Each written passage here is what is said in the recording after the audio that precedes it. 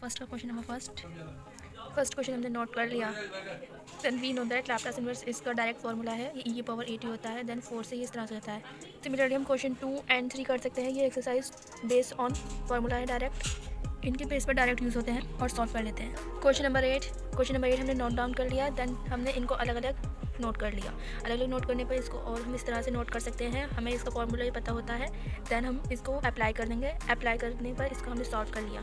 Similarly हम question number 13 कर सकते हैं। हम कॉस को एक्सपेंड कर लेंगे, देन लाप्लास ट्रांसफॉर्मेशन कर लेंगे, इनवर्स लाप्लास ट्रांसफॉर्मेशन, देन ये हमारा सॉल्व हो जाएगा। सिमिलरली हम क्वेश्चन नंबर 10 कर सकते हैं। ये डायरेक्ट बेस है, फॉर्मूला रख के आंसर डायरेक्ट आ जाते हैं। क्वेश्चन नंबर फर्स्ट एक्सरसाइज 2 का, इसे हम चेंज ये हमारे फर्स्ट शिफ्टिंग थ्योरम से यूज़ करते हैं। हम इसको इस तरह से नोट कर सकते हैं। देन 5 फर्स्ट शिफ्टिंग थ्योरम जो हमारी इस तरह से होती है, इसको अप्लाई कर देंगे, देन ये हमारे पास सॉल्यूशन आ जाता है। हम ऐसे ही और क्वेश्चन कर लेंगे। हम क्वेश्चन नंबर 6 का फर्स्ट पार्ट करते हैं। देन इसको हम इस तरह से नोट कर सकते हैं। फर्स्ट शिफ्टिंग थ्योरम अप्लाई करी हमने, p+1 है, देन की पावर -t हो जाएगा, और ये कुछ इस तरह से नोट कर सकते हैं। देन हमने अप्लाई करा लाप्लास इन्वर्स, और ये हमारे पास सॉल्यूशन है। क्वेश्चन नंबर 11 में हमने ft हमें दिया है। देन हम इसको लाप्लास इन्वर्स इन्वर्स लाप्लास निकालेंगे। देन इसको हमने नोट कर लिया। अब हमने इसका फॉर्मूला अप्लाई कर लिया। फॉर्मूला अप्लाई करने पर हमारे पास इसकी वैल्यू आ जाती है। देन हम ये हमारे पास सेकंड शिफ्टिंग थ्योरम है, हमने उसकी हेल्प से इसे सॉल्व कर लिया।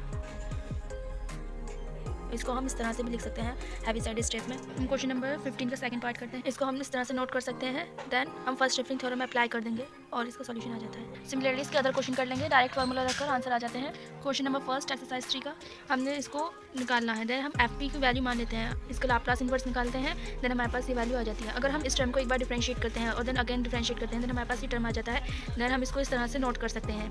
अब हमें यही टर्म चाहिए था, अब इसका हम लाप्लास इन्वर्स निकाल लेंगे या इन्वर्स लाप्लास निकाल लेंगे। देन ये फॉर्मूला होता है। सिमिलरली क्वेश्चन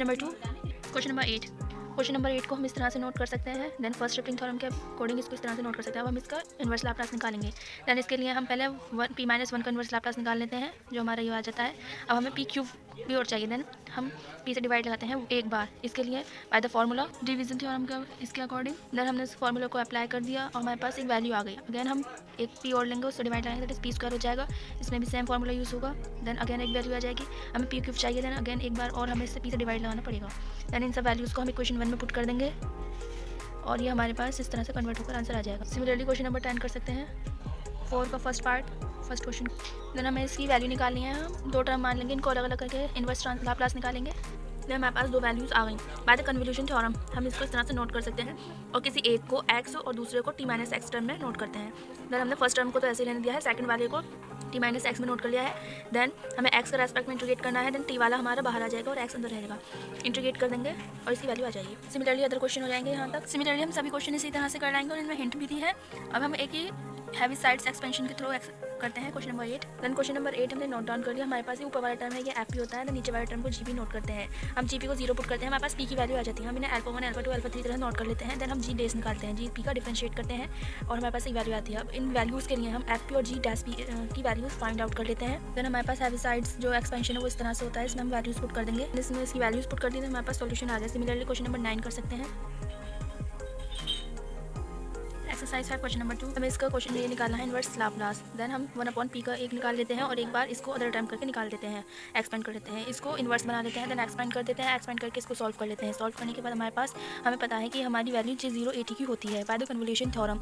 हम इसको इस तरह से नोट कर सकते हैं। सिंस हमारे इसमें 1 है, अगर हम इसे t-x करेंगे तो इसको कोई फर्क नहीं पड़ेगा, इसलिए हम इसको ईजी करने के लिए इसे इसी तरह नोट कर देते हैं। तो ये हमसे प्रूफ में पूछा है। क्वेश्चन नंबर 8, हम कन्वोल्यूशन थ्योरम के अकॉर्डिंग से इस तरह से नोट कर सकते हैं। f और g दोनों ही 1 है। देन हम इसको नोट करके इंटीग्रेट कर देंगे, ये आ गया।